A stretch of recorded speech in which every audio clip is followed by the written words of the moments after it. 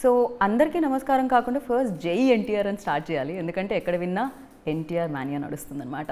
So Devara చూసిన వాళ్ళందరూ ఆ వరల్డ్లోకి అడుగుపెట్టి ఆ వరల్డ్ని ఎక్స్పీరియన్స్ చేసి బయటకు వస్తున్నారు. డెఫినెట్గా అద్భుతమైన కథ, అద్భుతమైన కథాంశాలు, ఎస్పెషల్లీ మనకి ఇష్టమైన హీరో చేసే ఆ యాక్షన్ సీక్వెన్సెస్, ఎస్పెషల్లీ ఆ వరల్డ్. డెఫినెట్గా యాక్టింగ్ గురించి ఎలా అయితే మాట్లాడుకుంటున్నామో దేవరా వరల్డ్ గురించి కూడా అలానే మాట్లాడుకుంటున్నాం. సో ఆ వీధి గురించి, అక్కడున్న మనుషుల గురించి, ఆ సముద్రం గురించి, వీటన్నిటి గురించి మనం మాట్లాడుకుంటున్నాం. మరి అలాంటి ప్రపంచాన్ని, దేవర ప్రపంచాన్ని క్రియేట్ చేసిన వ్యక్తి నాతో పాటు ఉన్నారన్నమాట. హాయ్ అండి. హాయ్. ఫస్ట్లీ ఏదైతే చెప్పానో ఒక ప్రపంచాన్ని క్రియేట్ చేశారు మీరు. జనరలీ ఒక సీక్వెన్స్కి ఇంతకుముందు సినిమాల్లో సీజీ అంటే కొన్ని ప్లేసెస్లో వచ్చేది, ఐదర్ లైక్ కొన్ని ప్లేస్లో తెలియని ప్రపంచాన్ని క్రియేట్ చేయాలి అనుకునేటప్పుడు వాడేవాళ్ళు. బట్ రీసెంట్ డేస్లో అది కొంచెం పెరిగింది. ఇప్పుడు మొత్తం అంతా సినిమానే అది అయ్యింది. సో ఈ మారుతున్న ప్రపంచం, అంటే విఎఫ్ఎక్స్ వైపుకి వస్తున్న ప్రపంచాన్ని చూసి మీకు ఎలా అనిపించింది? బికాజ్ యు ఆర్ ఏళ్తున్నారని చెప్పాలి ఈ ఫీల్డ్లో. Yeah, I mean, first of all, thanks everyone, all the audiences, NTR fans గారు వీళ్ళందరికీ థ్యాంక్స్. గొప్ప విజయం. The whole team is very excited about this. Right. Last 1.5 years దీని మీదే ఉన్నాం. అండ్ శివ గారికి ఆయన దేవర వరల్డ్ క్రియేట్ చేసి ఎవ్రీథింగ్ కొత్తదే దీంట్లో అటెంప్ట్ చేసిన వాటిలో. రైట్. మీరు కూడా చూస్తూ ఉన్నారంటే యువరాజు టైంలోనా మీరు మీ కెరియర్, రాజ్ కుమారుడు టైంలో మీరు మీ కెరియర్ని స్టార్ట్ చేయడం జరిగింది.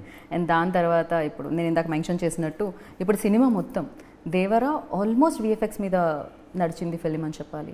సో 100% అని చెప్పాలా? 100% కాదు, కానీ ఐ కెన్ సే ఒక 70% విజువల్ ఎఫెక్ట్స్ ఉన్నాయి దీంట్లో. ఓకే. ఇప్పుడు మేము ఏదైతే వరల్డ్ చూసామో ఆ వరల్డ్ అంతా విఎఫ్ఎక్స్ త్రూ వచ్చిందా, లేకపోతే నిజంగానే ఏదైనా సెట్ అంటారా? అంటే సెట్స్ కూడా కొన్ని వేసారండి, బట్ ప్రైమరీ యాక్షన్ సీక్వెన్సెస్ ఏం చూసుకున్నా కానీ అన్నిట్లోనూ విఎఫ్ఎక్స్ హెవీలీ ఇన్వాల్వ్డ్ అనమాట. ఓకే. కొన్ని పార్ట్స్లో మేము లైవ్ యాక్షన్లో కొంచెం సెట్ వేసాం. ఓకే. మిగిలినంతా కూడా క్రియేట్ చేస్తుంది అనమాట. ఈవెన్ ద సాంగ్ లో ఎందుకు పుట్టింది చుట్టమల్లి, ఆ సాంగ్ లో కూడా అది లైవ్ యాక్చువల్లీ. అది లైవ్ రియల్లీ? ఓకే. అది రాండీ గారి గొప్పతనం అండ్ కొరియోగ్రాఫర్ వాళ్ళ గొప్పతనం, అది దాంట్లో నాదేమీ లేదు. రియల్లీ? ఓకే. అంటే కొంచెం చేసాం కానీ ఇట్స్ కొంచెం బ్యూటీ ఎన్హాన్స్ చేయడానికి లొకేషన్ వాటిని కొంచెం చేసాం కానీ I think credit should go to them. Okay. So Devara గురించి, వరా గురించి ఎలా మాట్లాడుకుంటున్నారో సొరా గురించి కూడా అలానే మాట్లాడుకుంటున్నారు.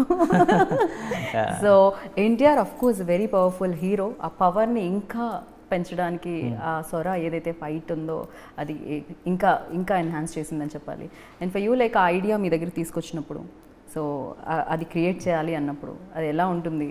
దానికి తగ్గట్టుగా ఎలాంటి హోంవర్క్ జరుగుతుంది ముందు? వెరీ ఎక్సైటింగ్ సీక్వెన్స్ అండి. ఆల్సో మాకు బాగా కష్టమైన సీక్వెన్స్ కూడా చేయడానికి. It was very challenging. Different ప్లేసెస్లో చేయించాము. It's lot of work. So ఆ ఐడియా చెప్పినప్పుడు we were very excited. Okay, ఒక క్రీచర్ చేయడం, యూజువల్గా క్రీచర్ చేయడం అనేది చాలా కష్టం అనమాట. అలాంటి ఎనీ క్రీచర్ చేయడం, రియలిస్టిక్గా చేయడం అనేది వెరీ ఛాలెంజింగ్ టాస్క్. సో దానికి మేమేం చేసామంటే ప్లాన్ వచ్చినామంటే ముందు స్టంట్ మాస్టర్ గారు కింగ్ సోల్మన్ గారు ఆయన ప్రీవియస్ అది చేశారు. ఎన్ని షార్ట్స్ ఉంటాయి, అసలు ఓవరాల్ సీక్వెన్స్ ఎలా ఉంటుందని ఆయన కంప్లీట్ ప్రీవియస్ లాంటిది చేశారన్నమాట. రైట్. ప్రీవియస్ చేసి మన లైఫ్ సైజ్ షార్క్ సైజ్ ఎంత ఉంటుందో 13 feet అనమాట. దాన్ని మన ఆర్ట్ డైరెక్టర్ గారు, అదే ప్రొడక్షన్ డిజైనర్ గారు సాబు సిల్, ఆయన లైఫ్ సైజ్ ఒక డమ్మీ చేశారు. రైట్. సో ఆ డమ్మీ చేసి దాని మీద రిహార్సల్స్ అది చేసి, సో బేసిక్గా ఏంటంటే ఇంటరాక్షన్ కావాలి, హీరో దాంతో ఇంటరాక్ట్ అయ్యే సీన్స్ ఉన్నాయి అనమాట. అవును. సో ఇంటరాక్ట్ అవ్వడానికి నిజంగానే అలాంటి డమ్మీ చేసి దాని మీద కూర్చుని యాక్షన్ సీక్వెన్సెస్ షూట్ చేయడం జరిగింది. అండ్ దీంట్లో 2 parts ఉన్నాయి. మళ్ళీ కొన్ని అండర్ వాటర్ షాట్స్ ఉన్నాయి, కొన్ని అబవ్ వాటర్ షాట్స్ ఉన్నాయి. దాన్ని మళ్ళీ సెపరేట్గా రెండింటిని డిజైన్ చేసి, అండర్ వాటర్ ఉన్నప్పుడేమో అంటే ఇదంతా మాస్టర్ చాలా స్మార్ట్గా ప్లాన్ చేశారన్నమాట. అండర్ వాటర్లో మోషన్ అంత స్పీడ్గా చేయలేము మనం. ఏదైనా ఆబ్జెక్ట్ని అంత క్విక్గా మూవ్ చేయలేము అనమాట. Shark suppose to move very fast. So దానికి ఏం చేసామంటే రాండీ సార్ కూడా ప్లాన్ చేశారు, డ్రై ఫర్ వెట్ అనేది వాడామన్నమాట. ఏదైతే చాలా ఫాస్ట్ మోషన్స్ కావాలో అలాంటి షార్ట్స్లో నార్మల్గా అండర్ వాటర్ షూట్ చేయకుండా బయటే షూట్ చేసాం. బయటే లైట్లు పెట్టి రాండీ సార్ ఆ లైట్ సిమ్యులేట్ చేశారు. గ్రీన్ స్క్రీన్ బ్యాక్గ్రౌండ్లో అది షూట్ చేసాం. ఓకే. షూట్ చేసినప్పుడు ఏంటంటే ఆ డమ్మీతోనే ఆయన హెయిర్ ఒకటి మేము రీప్లేస్ చేసాం అనమాట. ఇప్పుడు అండర్ వాటర్లో హెయిర్ ఒక విధంగా మూవ్ అవుతుంది. కరెక్ట్, వాటర్ అంతా వెట్ అవుతుంది కాబట్టి డెఫినెట్గా అది వేరే రకంగా మూవ్ అవుతుంది. సో అప్పుడు వీ ఎండెడ్ అప్ రీప్లేసింగ్ ఆయన క్లోత్స్ కానీ హెయిర్ కానీ రీప్లేస్ చేసాం CGలో. షార్క్ ఎలాగో క్రియేట్ చేసాం, ఇది కూడా everything is added in VFX అనమాట. లైవ్ యాక్షన్లో ఆయన లేయర్ మాత్రం తీసుకుని, so that was one of those challenging episodes. And ఇది కాకుండా ఇంకొన్ని షార్ట్స్ కూడా ఉన్నాయి వాటర్లోంచి బయటకు వచ్చేటప్పుడు. అప్పుడు అంటే అన్నిసార్లు ఈ డమ్మీ షార్క్ని వాడలేము, మళ్ళీ బయటకు వచ్చినప్పుడు డెఫినెట్గా అది వేరే ఉంటుంది కాబట్టి కొన్నిసార్లే వాడగలం. అంటే స్పీడ్ ఒకటిను, డిస్టెన్స్ కవర్ చేయడం, ఇలాంటివి రోప్ వర్క్లు ఎంత చేసినా కానీ ఆ మోషన్ అంత ఈజీగా రాదు. సో దీనికి మాస్టర్ ఆయన వేరే ఒక స్టంట్ మ్యాన్ని పెట్టి ఆ ప్లేస్లో షార్క్ రీప్లేస్ చేసి, okay, it's very tedious process అనమాట ఇదంతా కూడా. అండ్ ఫుల్ఫిల్లింగ్ కూడా. డెఫినెట్గా రీప్లేస్ చేసేటప్పుడు కూడా చాలా ఉంటాయి కదా దాంట్లో calculations and equations. Definitely because అది మూమెంట్ చాలా ఫాస్ట్గా ఉంటుంది దాన్ని క్రియేట్ చేయడం. అంటే ఒక ప్లేస్లో ఉంది, ఈ ప్లేస్ నుంచి ఈ ప్లేస్ వరకే మూవ్ అవుతుంది అంటే మేబీ ఈజీ అవ్వచ్చు, బట్ ఈ ప్లేస్ నుంచి వేరియస్ ప్లేసెస్కి వెళ్తుంది. అవన్నీ కూడా 3Dలో మేము సిమ్యులేట్ చేయాల్సి వచ్చింది. Okay, to generate that motion అనమాట. ఓకే, అంటే ఒట్టి తీసినట్టు వాడేలేదు మేము, లేయర్స్లో ఇంకా ఎక్కువ వర్క్ చేసి జనరేట్ చేసాం మోషన్ని కూడా. రైట్. అంటే ఇప్పటివరకు CG వర్క్లో వచ్చిన సినిమాలు చాలా చూడడం, VFX కూడుకున్న సినిమాలు చాలా చూడడం జరిగింది. అఫ్కోర్స్ బాహుబలి నుంచి అది చాలా మనం చూస్తున్నాం ఈవెంట్ టాలీవుడ్లో. బట్ ఈ ఫిల్మ్ చాలా డిఫరెంట్గా అనిపించింది. ద ప్యాలెట్ కానీ ఆ టోన్ కానీ చాలా డిఫరెంట్గా అనిపించింది. అంటే ఇది ఒక కొత్త ప్రపంచం అనిపించింది. కలర్ కాంబినేషన్స్ కానీ అదొక డిఫరెంట్ వరల్డ్. ఐ థింక్ ఇదంతా ఎలా ఉంటుందండి? ముందే ప్లాన్ చేసుకోవడం జరుగుతుందా? లైక్ ఏమన్నా దీనికి సంబంధించి ఓకే ఇలాంటి వరల్డ్ క్రియేట్ చేద్దాం, ఇది ఇలా ఉండాలి అని ఫస్ట్ డిస్కస్ చేస్తారా? ఏం జరుగుతుంది? ఐ థింక్ ఇండియన్ సినిమాలోనే వాటర్ బేస్డ్ మూవీస్లో ఐ థింక్ నాకు తెలిసి ఇదే బిగ్గెస్ట్. ఇంత ఎక్స్టెన్సివ్గా ఏ మూవీలోనూ వాటర్తో చేయలేదు. వాటర్ అనగానే బేసిక్గా VFXలో కూడా కొన్ని ఎలిమెంట్స్ క్రియేట్ చేయడం చాలా కష్టం అనమాట. అంటే న్యాచురల్గా ఉండేవి ఏవైతే ఉన్నాయో అవి చేయడం కష్టం. వాటర్ కానీ ఫైర్ కానీ ఇలాంటి క్రీచర్స్ కానీ ఇవన్నీ మోస్ట్ డిఫికల్ట్. ఓకే, వాటర్ అనగానే then okay we know it is a complex subject అని. దానికి ర్యాండీ గారు ఆయన ఒక లైటింగ్ స్కీమ్ హాలీవుడ్ సినిమాలో ఏదైతే ఉంటుందో అలాంటి లైటింగ్ స్కీమ్ ఆయన ఫాలో అయ్యారు.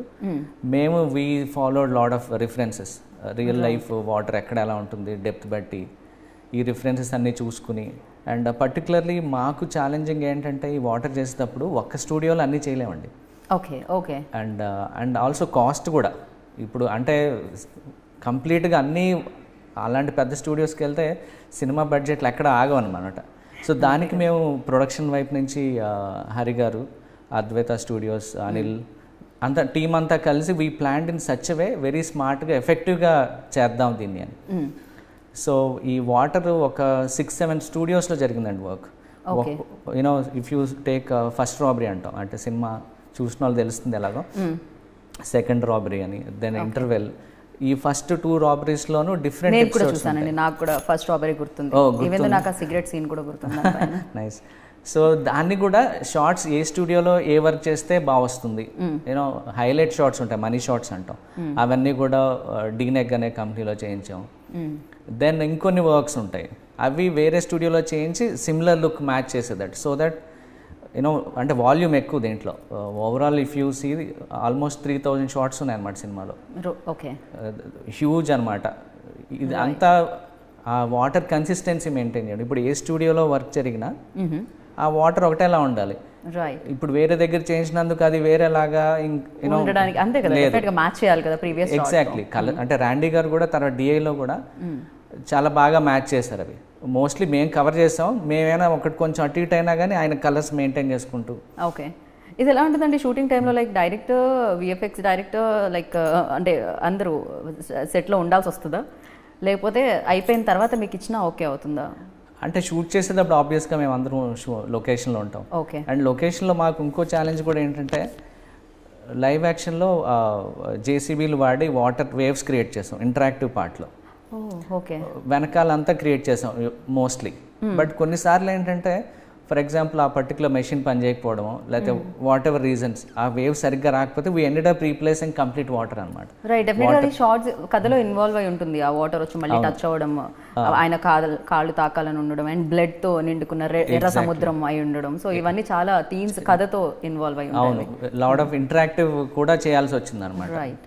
అంటే very pleased with you know what we accomplished you know on the VFX studios. అందరూ కలిసి స్టూడియోస్ అందరూ కూడా ఇప్పుడు ఒక సీక్వెన్స్ 3-4 స్టూడియోస్ చేసిన సందర్భాలు ఉన్నాయి. సో అందరూ కోఆర్డినేట్ చేసుకుంటూ ఒకరినొకరు హెల్ప్ చేసుకుంటూ, యూజువల్గా అయితే కొంచెం కాంపిటీషన్ ఉంటుంది. ఓ మన స్టూడియో వర్కే బాగా రావాలి, వేరే వాళ్ళు మనకు సంబంధం లేదు, ఇలా ఉంటారు అనమాట. అవన్నీ కూడా అందరూ చాలా సహకరించారు దీంట్లో.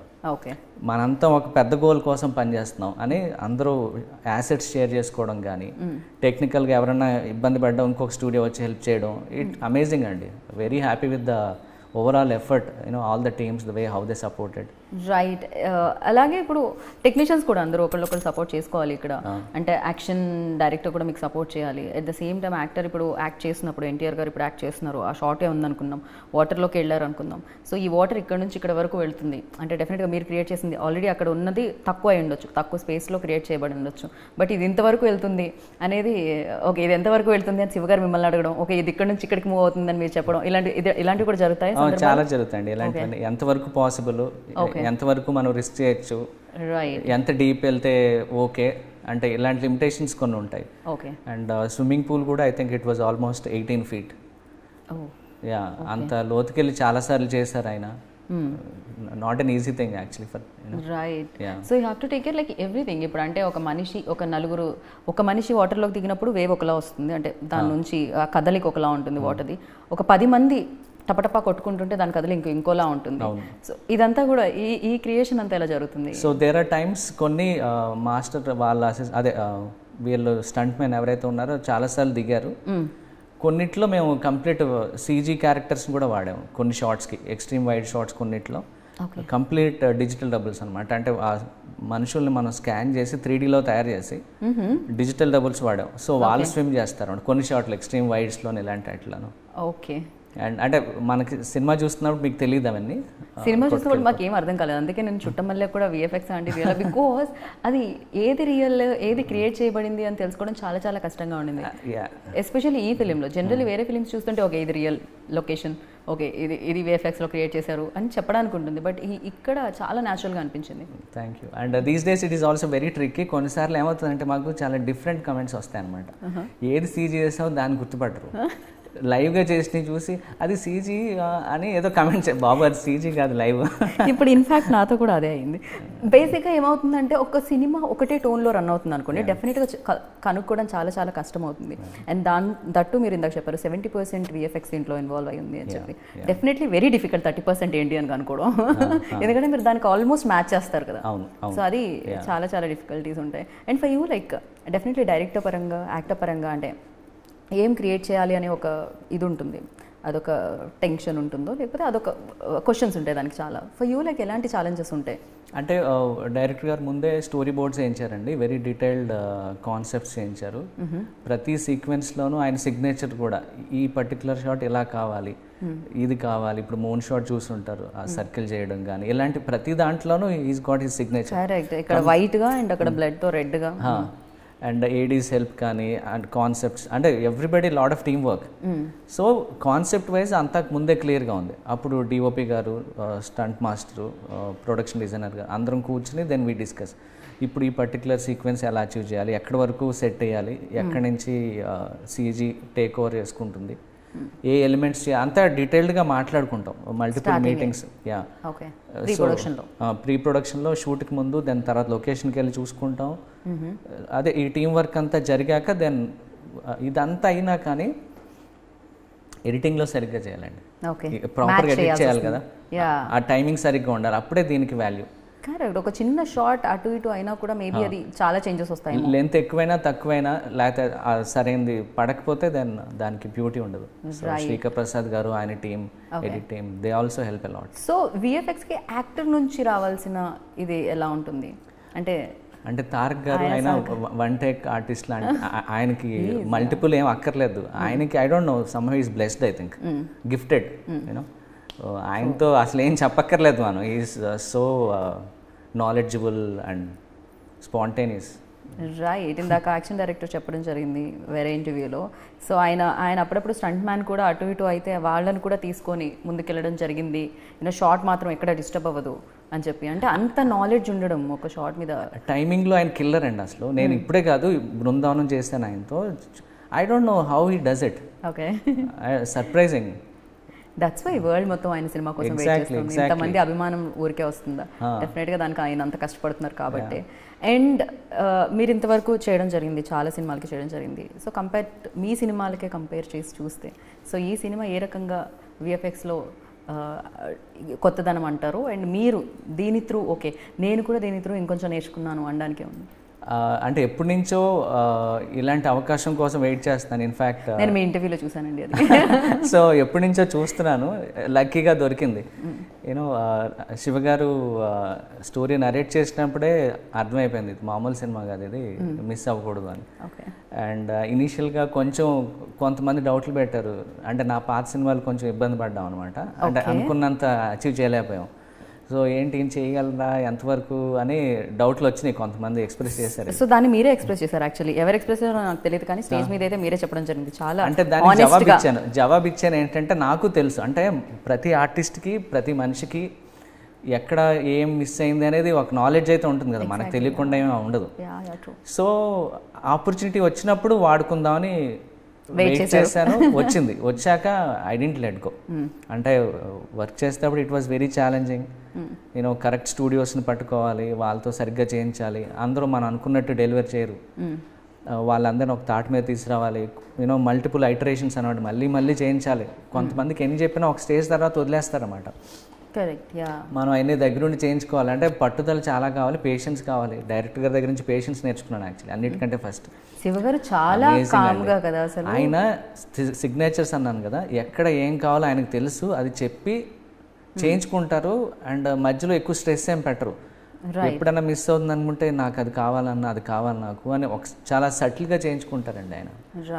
ఆయన దగ్గర నుంచి డెఫినెట్గా అది నేర్చుకున్నాను, పేషెన్స్ ఈ సినిమాలో. ఆపర్చునిటీ వైజ్ ఇందాకే చెప్పాను మీకు, వాటర్ అనేది ఇండియాలోనే ఏ సినిమా చేయలేదు. That was the biggest challenge. ఆ కన్సిస్టెన్సీ మెయింటైన్ చేయడం అంటే very good feeling actually. Right. అంటే డెఫినెట్లీ విఎఫ్ఎక్స్లో ఏదైతే వాటర్ కానీ లేకపోతే కొన్ని సీక్వెన్సెస్ లైక్ విలేజ్ కానీ కొన్ని మనం చూస్తూ ఉంటాం, ఫ్లవర్స్ కానీ ఇవన్నీ విఎఫ్ఎక్స్లో. బట్ తెలియనివి ఏమైనా ఇందులో యాడ్ అయ్యి ఉన్నాయా ఏదైనా ఆల్రెడీ ఉన్నవి కాకుండా? ఇన్విజిబుల్ వర్క్ చాలా జరిగిందండి. ఓకే. ఇప్పుడు మీరు కొన్ని లొకేషన్స్ చూసుకుంటే ఫోర్గ్రౌండ్ ఏదైతే మనం లైవ్ ఇంటరాక్షన్ పార్ట్ ఉందో అదే లైవ్. మిగిలిన చాలా మటుకు క్రియేట్ చేసినవి, కాంపోజిట్ చేసినవి. ఇన్ఫ్యాక్ట్ డిఏలో కూడా గ్రేడ్ చేసేటప్పుడు కూడా కొంతమంది లైవ్ అనుకుని గ్రేడ్ చేస్తున్నారు. దాని తర్వాత కానీ రియలైజ్ అవ్వలేదు వాళ్ళు, ఓహో ఇది క్రియేటెడ్ అని. అంటే ఈవెన్ కలరిస్ట్ కూడా దే డిడ్ంట్ రియలైజ్ అవ్వలేదు అది క్రియేటెడ్ అని, బీయింగ్ టెక్నికల్ పీపుల్. ఓకే.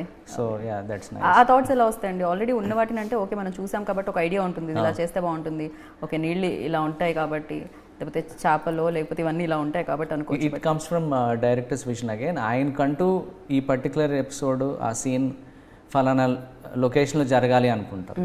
అనుకున్నప్పుడు ప్రాక్టికల్గా పాసిబుల్ కాదు కొన్నిసార్లు, లేకపోతే వాళ్ళు అనుకున్న లొకేషన్ ఎక్కడ దొరకదు. There is no other way. ఇప్పుడు ఫర్ ఎగ్జాంపుల్ మీటింగ్ పాయింట్ అని ఒక ఎపిసోడ్ ఉంది, వేర్ స్పాయిలర్స్ నేను చెప్పకూడదేమో కానీ నాకు అర్థమైంది. మీరు సినిమా చూస్తారు, ఆల్మోస్ట్ చాలా మంది చూసారు. కంప్లీట్గా విఎఫ్ఎక్స్తో చేసింది. ఇంటరాక్షన్ పార్ట్ ఒకటి బీచ్ లాంటిది క్రియేట్ చేసాం కొంచెం, ఓకే. మిగిలినంతా క్రియేట్ చేసింది. అంటే గుడ్ థింగ్ ఏంటంటే దాంట్లో ఏదైతే మేము కాన్సెప్ట్ ఆర్ట్ వేయించామో దాంట్లో లైవ్ ఎలిమెంట్స్ ఏవైతే ఉంటాయో రాక్స్ పెట్టి, వాటర్ నిజంగా రాక్స్ మీదకి వస్తే వాటర్ ఎలా స్పిల్ అవుతుంది, ఇలాంటివన్నీ కాన్సెప్ట్లోనే ఉన్నాయి. దానికి తగ్గట్టు విఎఫ్ఎక్స్ స్టూడియో కూడా చాలా బాగా చేస్తారు అది. దానివల్ల మనం సీన్ చూస్తుంటే లైవ్లో ఉన్న ఎలిమెంట్స్ అన్నీ ఉంటాయి దాంట్లో. So you don't get distracted అనమాట, స్టోరీ మీదే ఉంటాం, ఓకే, ఇన్వాల్వ్ అయ్యి. ఇప్పుడు క్లోజ్అప్ షాట్ పెట్టినా యూజువల్గా కొన్నిసార్లు ఏం చేస్తారంటే విఎఫ్ఎక్స్ చేసేటప్పుడు everything broken down into scope అండి. ఎంత స్కోప్ ఉంది ఈ షాట్లో, ఎంతమంది మనుషులు చేయాలి, ఎలాంటి టాస్క్లు చేయాలని డిఫరెంట్ ఎలిమెంట్స్ ఉంటాయి. Right. Any studio they try to reduce the work. అంటే ఎంత క్విక్గా చేస్తే బాగుంటుంది అని చూస్తారు కదా ఎవరన్నా ఎక్కువ కష్టపడాలి అని అనుకోరు. So they try to minimize the work. So because of the way how we design the location, the concept ఆర్ట్లో ఏదైతే చేసామో, ఒక క్లోజప్ పెడితే you can keep just the sky and some landscape, blur చేస్తే క్లోజప్లో ఏం తెలీదు. కానీ మేమేం చేసామంటే ఆ క్లోజప్ పెట్టిన దాంట్లో వెనకాల అప్పటికి రాక్స్ని వేవ్స్ కొట్టుకుని ఆ స్ప్లాషెస్ రావడం ఇవన్నీ ఉంటాయి. అది కొంచెం షిఫ్ట్ చేసి వీ ఎన్ష్యూర్డ్ కరెక్ట్ టైంలో డైలాగ్ జరుగుతున్నప్పుడు ఆ వేవ్ స్ప్లాష్లు కూడా వస్తుంటాయి. డ్రామాటిక్ ఎలిమెంట్ ఉంటుంది, రియలిస్టిక్గా ఉంటుంది. అంటే ఆ డైలాగ్ కి లిటరలీ అది రియాక్ట్ అయినట్టు ఉంటుంది.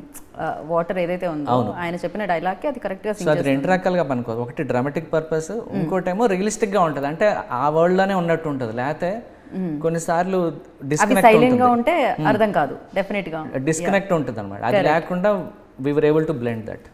సో అంటే వాటిని కూడా ఒక పాత్రలాగా వాటిని కూడా నటింప చేశారు మీరు. వీ కెన్ సే దట్ అండి. అంటే we took all this care.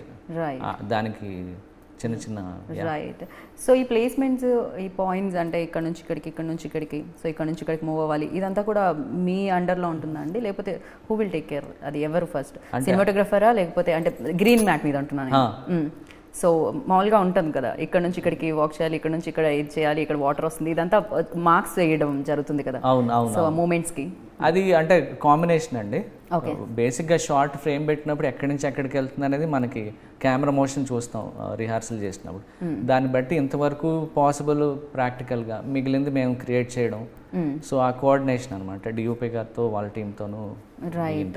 అంటే డే 1 నుంచి లైక్ మీరు, డైరెక్టర్ గారు, డిఓపి గారు అండ్ యాక్షన్ డైరెక్టర్, సో వీళ్ళందరూ కూడా ప్రొడక్షన్ డిజైనర్. అవును. సో వీళ్ళందరూ కూడా ఉండి చేయాలన్నమాట. It's a long journey.